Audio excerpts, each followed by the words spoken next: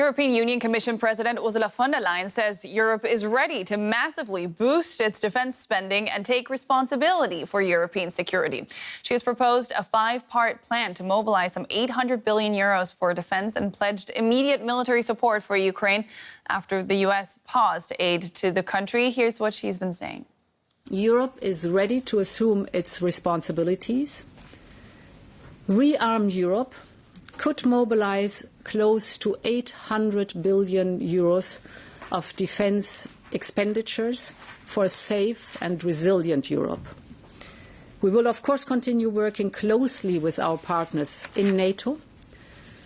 This is a moment for Europe, and we are ready to step up. I'm pleased to welcome now Riho Terras. He's an MEP for Estonia's Conservative Isamaa Party. He's also the Vice Chair of the EU Parliament Security and Defence Committee and a former military commander. Pleasure to have you on the show.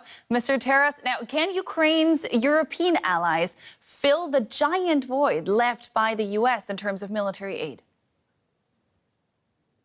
Well, I think we should still hope that US just stop the aid and not completely get out of it. And secondly, I think there's certain things Europeans can do much better. The numbers which we have seen till now are very small. Ukraine has got European defense aid around 200 billion euros. If you compare it with their financial framework with 1 trillion, or, for example, a Norwegian reserves, which is 1.7 trillion euros worth. So it is a very small money. But the problem is with the intelligence assets, with the Starlink, these things which Europe cannot do today, they are needed from the US, and that, I think, is a big gap. But yes, Europe can do much more. One thing that's on the table right now that has been floated, especially by Britain and France, is that formation of a coalition of the willing. We spoke to your foreign minister last night, and he said your country would be willing. What do you say to that? Well, the coalition of willing is already there. It was led by the US, and it was called Rammstein format.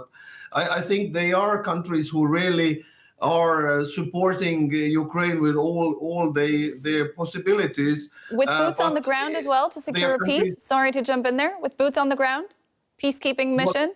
I really do not like to talk about boots on the ground or peacekeeping mission before there is any hint of the real peace treaty. I mean, this is too early to talk about.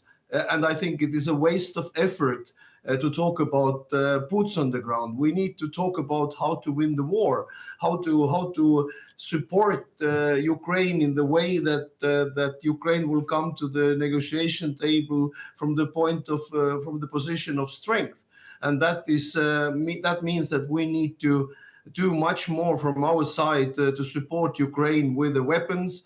And with all other capabilities available, and then we have not done it yet. So, yes, I think we need to do more. Volodymyr Zelensky says he wants to make things right with Donald Trump. After all that we saw last week, what do you reckon it will take to get there? Well, I think to work with the US is still very important for the alliance, for NATO, and for Ukraine and Zelensky. I hope that the US will have an open possibilities there for Zelensky to come back to the negotiation table with US. But we should start to do more.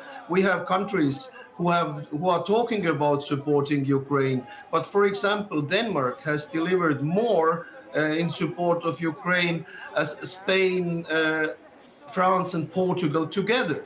And compare the size, you understand what I'm talking about. So I think we should have more burden sharing between European allies also, not only in supporting Ukraine, but in the defense expenditures as such. That's Riho Terras, member of the European Parliament for the Estonian Isamaa Party. Thank you so much for your time. Thank you.